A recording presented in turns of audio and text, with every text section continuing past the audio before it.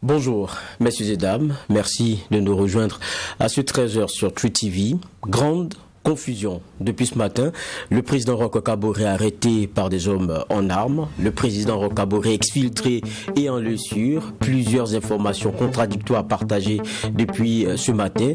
Ça sera d'ailleurs le plat de résistance de ce journal. Merci donc de nous suivre. On le disait, ça sera essentiellement ce dont nous allons parler aujourd'hui. Donc nous ouvrons cette session d'abord par des constats dans la capitale. La télévision nationale du Burkina Faso est visiblement aux mains des mutins. Des militaires cagoulés et lourdement armés ont pris position à l'intérieur des locaux. Et il faut préciser aussi que le dispositif sécuritaire au niveau du camp de gendarmerie Paspanga a lui aussi été renforcé aujourd'hui lundi. Des gendarmes sont en bastion à 100 mètres à la ronde au niveau des deux entrées principales du camp. Plusieurs questions, rien d'officiel jusqu'à maintenant. Nous avons donc promené nos caméras et ce sont ces images que nous vous présentons. Et là, nous sommes justement devant la radio-télévision burkinabé avec cet important dispositif qu'il est possible donc de constater sur les lieux. Je reviens sur ce plateau avec Bernard Bougma, qui est le chef de desk politique de Watt FM et True TV. Bonjour Bernard, merci d'être avec nous. Bonjour Geoffroy, merci de me recevoir. Voilà. Et si la régie nous le permet, on va nous permettre aussi un regard rétrospectif. Bon, on nous fait comprendre que cela n'est pas prêt, mais il faut dire, Bernard Bougma, que les choses ont commencé depuis quand même samedi, avec cet appel à manifestation qui avait cet appel à manifester et donc plusieurs artères de la capitale bloquées puisque la manifestation était interdite. Les messages, ils étaient pluriels, soutien au peuple malien, non aux sanctions de la CEDEAO, le président Roch Kaboré doit partir, insatisfaction relativement aux questions sécuritaires. Et puis, le lendemain, très tôt, aux environs de 4 heures, donc on est dans la nuit de samedi à dimanche, on entend des coups de feu, armes lourdes comme armes automatiques. Les Burkinabés se posent beaucoup de questions. Il y a un retour au calme dans la journée de dimanche, on dira un calme relatif puisque quelques coups de feu se feront encore entendre et puis on va dire la nouvelle qui est tombée, surprenant tout le monde, couvre-feu à 20h, ce qui est vraiment rare. L'information elle est partagée d'abord sur la radio-télévision burkinabé à travers un bandeau et on avait en gros 30-40 minutes pour rentrer à la maison et respecter ce couvre-feu. Et puis dans la soirée de dimanche, il y a plusieurs coups de feu qui se font encore entendre. On se réveille ce matin dans une véritable confusion. Je le disais lorsque j'annonçais les titres, le président du Faso arrêté, c'était la grande information qui était véhiculée et partagée depuis ce matin. Et depuis quelques heures, on nous dit qu'il a été exfiltré et il est en lieu sûr. Il n'y a toujours rien d'officiel, soyons très clairs. Quand on regarde, nous sommes journalistes et depuis, nous essayons aussi par nos canaux d'avoir un certain nombre d'informations. Aujourd'hui, Bernard, qu'est-ce qu'on peut retenir pour les Burkinabés qui nous regardent? Qu'est-ce qui est tangible? qu'est-ce qui est vrai, qu'est-ce qu'on a comme information qui soit aujourd'hui vérifiable du point de vue de nos sources, et puis qu'est-ce qui est encore de l'ordre de l'incertain. Merci Geoffroy. Je pense que vous avez très bien campé effectivement ce décor qui a commencé depuis pratiquement samedi avec cette marche interdite et réprimée jusqu'à la nuit de dimanche, de samedi à lundi où on a assisté à cette situation.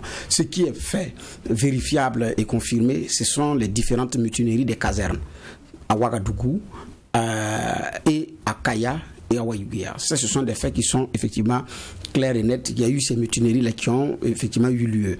Ce qui est également vrai, c'est effectivement ce couvre-feu qui a été instauré dans des conditions très rapides, alors que les Burkinabés célébraient avec faste la qualification des étalons en quart de finale. Donc, ça c'est vrai parce que rapidement, ils ont eu moins de 20 minutes pour rentrer chez eux pour pouvoir respecter le couvre-feu qui est établi de 20h à 5h du matin. Ça c'est vrai.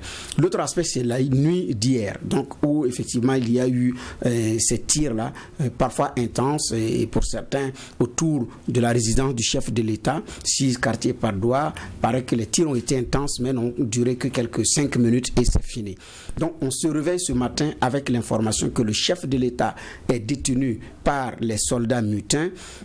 Sauf qu'après, une autre information revient dire que c'est la gendarmerie qui a exfiltré le chef de l'État bien avant l'arrivée effectivement des soldats mutins. Donc l'autre fait vérifiable, ce sont ces 3 véhicules qui ont été retrouvés criblés de balles avec même une personne tuée dans un des véhicules qui est ensanglanté, et l'autre véhicule criblé de balles dont les balles n'ont pas pu effectivement pénétrer compte tenu de la qualité du véhicule. Et ça, c'est à la Patte d'Oie. Ça, c'est à la Patte d'Oie, mais ce sont des véhicules de la flotte présidentielle et ça, ce sont des faits effectivement qui sont vrais. Donc, pour les Burkinabés, effectivement, son véhicule criblé de balles, c'est celui qui a été mis aux arrêts par les soldats mutins. Sauf que d'autres informations reviennent pour dire qu'il a été exfiltré par la gendarmerie nationale bien avant et gardé en lieu sûr. Les mêmes sources indiquent que le président de l'Assemblée nationale et le Premier ministre sont également gardés en lieu sûr avec le chef de l'État. Sauf que d'autres informations font état de leur arrestation et détenus maintenant par les soldats mutins.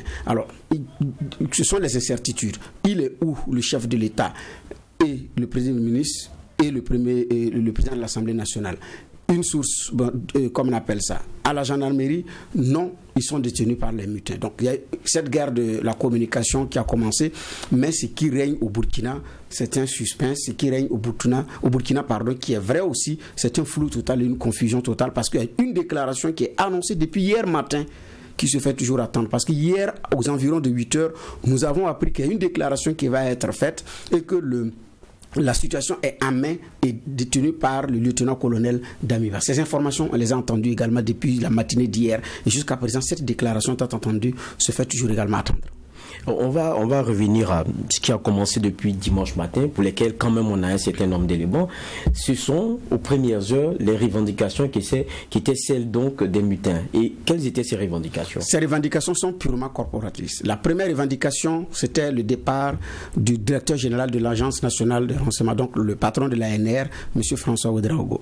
La deuxième revendication sur la table, c'est le traitement diligent, donc c'est-à-dire la diligence dans la prise en charge des blessés du fait de terrorisme, la diligence dans la prise en charge des familles des victimes d'actes de terrorisme, donc qui sont des militaires, et donc par un accompagnement effectivement adéquat.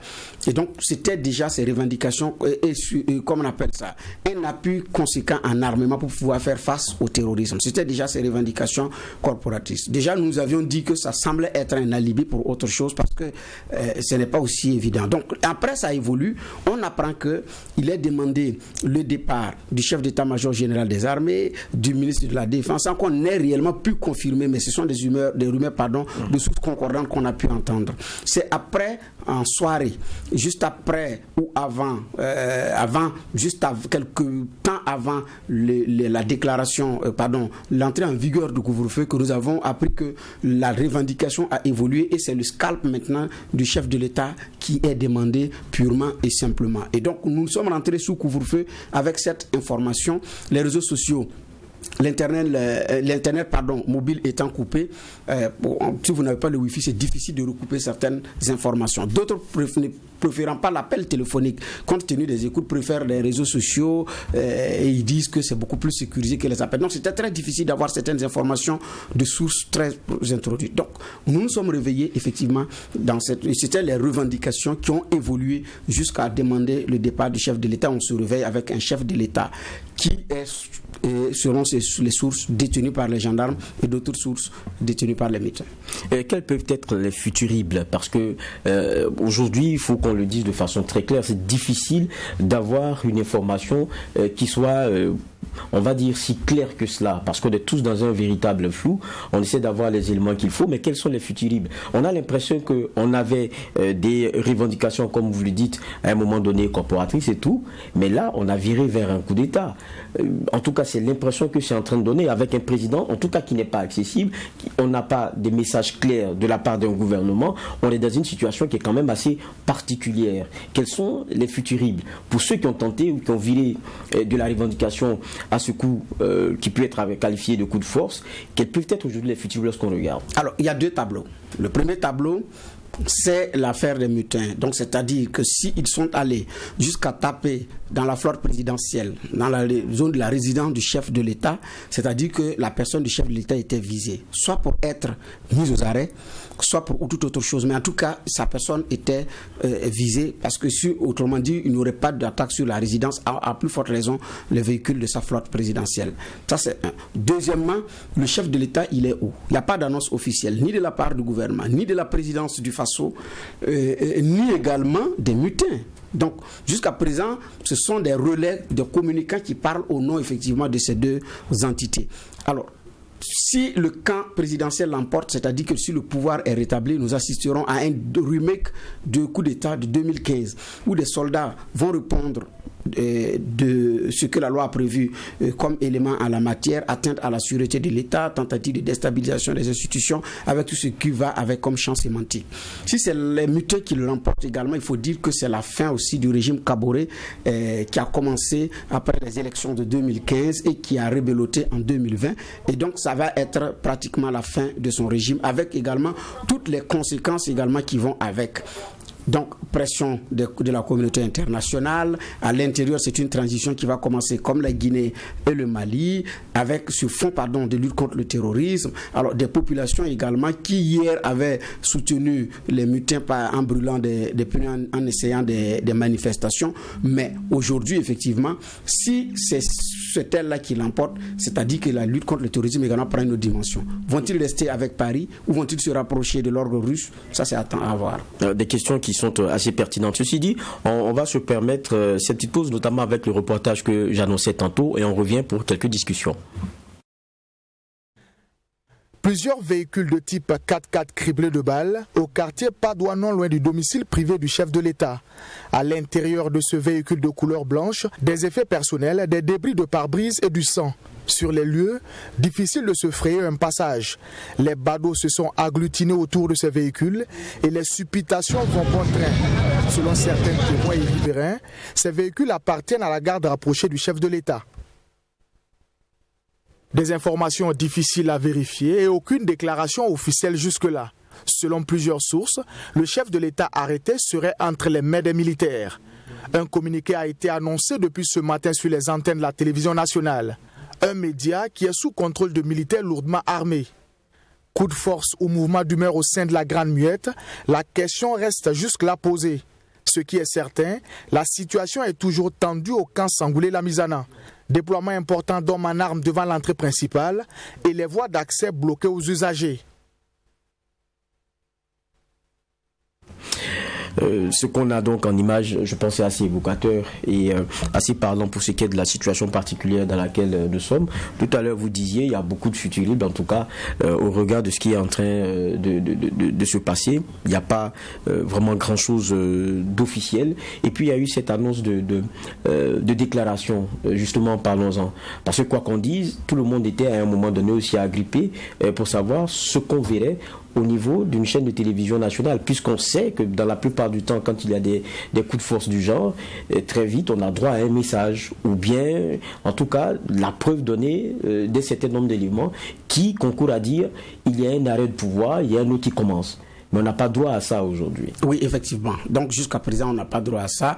Et la télévision nationale, c'est la prunelle des yeux de tout pouvoir. Donc c'est l'enfant chéri, l'enfant chouchou, parce que c'est l'orbite. Donc vous arrivez à dire qu'il y a ici ou il n'y en a pas. Voilà, rien que la sortie d'hier du général Semporé, donc ministre de la Défense, ça a permis de rassurer certains qui ont eu le courage de quitter Ouagadougou. Donc déjà, il y a un impact fort parce que nous sommes dans une situation de communication.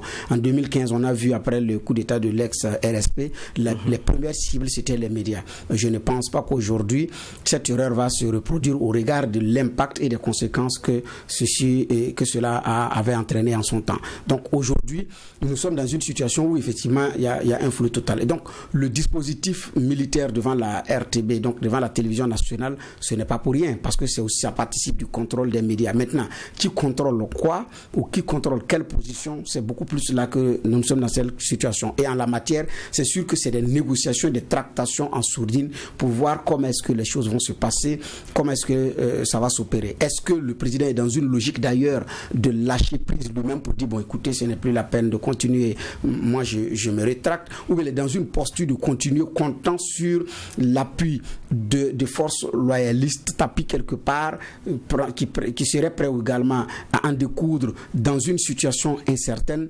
Là, effectivement, nous sommes dans une analyse fiction avec tout ce qui peut être prévu comme schéma.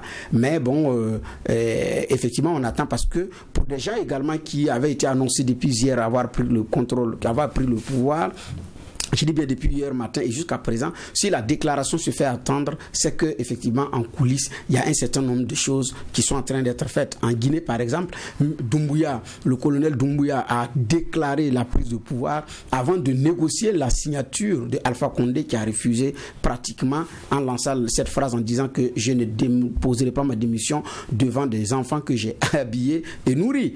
Condé a été intraitable sur cette question et il n'a pas accepté comme Ibeka l'a fait. Donc, est-ce que nous sommes dans un tel schéma ou nous sommes dans le schéma où réellement il y a deux camps qui s'opposent avec chacun qui a en son sein des factions et des gens qui commandent, qui disent on part pas, on part. Peut-être que nous sommes effectivement dans ce schéma et tout converge vers là. Reprécisons les choses, plusieurs informations qui restent toujours contradictoires. Tout à fait. Le président du Faso a été arrêté, le président du Faso a été exfiltré et est tenu en lieu sûr. Pour l'instant, on ne peut encore rien confirmer. Nous le disions, tout a commencé avec la marche quand même de samedi dernier, avant d'entendre donc le crépitement des armes plutôt le lendemain dimanche. Nous revenons d'ailleurs avec ce regard dans un rétroviseur moins lointain. Situation confuse ce lundi 24 janvier. D'après les premières informations relayées par nombre de médias ce lundi matin, le président Roch Kaboré aurait été mis aux arrêts dans la nuit du dimanche 23 au lundi 24 janvier 2022 par des militaires. D'autres informations contraires feront plutôt état de ce qu'il ait été conduit en lieu sûr, donc sous protection. Aucune des versions n'est jusque-là confirmée, plongeant les Burkinabés dans un véritable flou. Tout a commencé 72 heures plus tôt, soit le samedi 22 janvier, avec une série de manifestations organisées par des organisations de la société civile dans le centre-ville de la capitale et aussi dans d'autres localités à l'image de Bobo-Dioulasso et Kaya. Des manifestations réprimées par les forces de sécurité après une série de courses-poursuites. Au lendemain des manifestations, à 4 heures du matin, les populations sont réveillées par des bruits de tirs nourris en provenance de certaines casernes militaires. Des soldats qui, selon certaines informations, réclameraient le départ de certains chefs de l'armée ainsi que des moyens adaptés dans la lutte contre le terrorisme. Des incidents identiques sont signalés à Kaya et Ouayouguia. L'annonce officielle d'une mutinerie sera confirmée quelques heures plus tard par le ministre en charge de la Défense nationale en ces termes. Cette situation est pour le moment en train d'être suivie par nous pour que nous puissions connaître les motivations réelles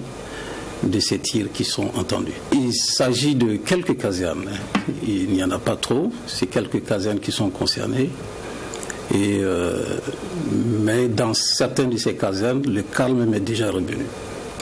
Voilà, donc pour le moment, comme je l'ai dit, nous suivons la situation et le gouvernement donc communiquera en temps opportun sur l'évolution de cette situation. Pour le moment, nous n'en savons pas trop sur les motivations de ces tirs. Nous ne savons pas ce qu'ils revendiquent. Et nous sommes donc en train de suivre et pour entrer en contact avec ceux qui sont à la manœuvre pour comprendre les motivations de ces tirs. Le chef de l'État n'a pas été arrêté. Aucune institution de la République n'a été pour le moins inquiétée.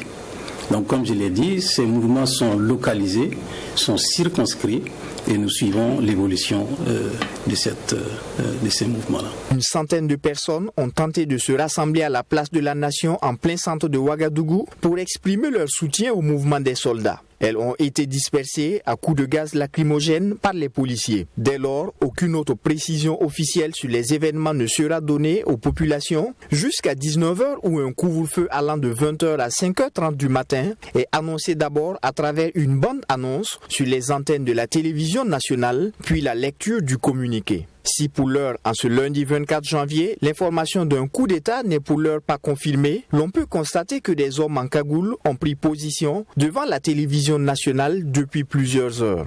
D'autres images, non loin du quartier résidentiel du chef de l'État à Padoua, témoignent de la confusion des événements. Une bande déroulante annonce toujours sur les antennes de la télévision nationale un message dans les heures qui suivent. Serge Kaboré donc qui nous faisait ce rappel. Je reviens avec vous Bernard Bougma sur ce plateau. On l'a écouté, on n'a toujours pas grand-chose. Tout à fait, ouais. On ne fait que constater ce qu'il y a et se poser les mêmes questions que les Burkinabés, mais qui eux aussi n'ont pas attendent beaucoup. Quoi qu'on dise, Internet, il est toujours coupé. Et puis on a tous vu à 20h ce couvre-feu qui accourt jusqu'à 5h30 et les établissements qui sont fermés les 24 et 25 janvier. Ça ne participe pas de rassurer. Tout à fait. Donc ça ne participe pas de rassurer parce que là on est dans une confusion et dans le contrôle maintenant de la communication parce que Internet mobile, quand on tient compte que 90% des utilisateurs burkinabés d'Internet et des réseaux sociaux le font sur mobile, donc avec la connexion mobile, l'impact est fort grand. Donc effectivement il y a une bonne partie des Burkinabés qui sont dans l'obscurité par rapport à la coupure d'Internet. Maintenant il y a quelques privilégiés burkinabés qui ont accès au Wi-Fi et c'est eux effectivement qui arrivent à communiquer, à interagir. Le reste c'est sur les médias classiques que effectivement les uns et les autres se tournent. Donc et aujourd'hui, d'incertitude en incertitude, pour le moment on ne sait pas qui contrôle quoi et qui détient quoi véritablement. Donc là nous sommes dans comme on appelle ça, la confusion la plus totale. Merci bien Bernard Bougma. C'est moi qui dis merci. C'est une actualité que nous allons suivre et restez donc avec nous sur Truth TV pour avoir l'évolution des choses. Et ce qu'on pourrait espérer, c'est que le Burkina se sorte de la meilleure de façon de cette situation. Ceci dit, cela marque le point final de cette session et nous vous donnons donc rendez-vous pour d'autres informations.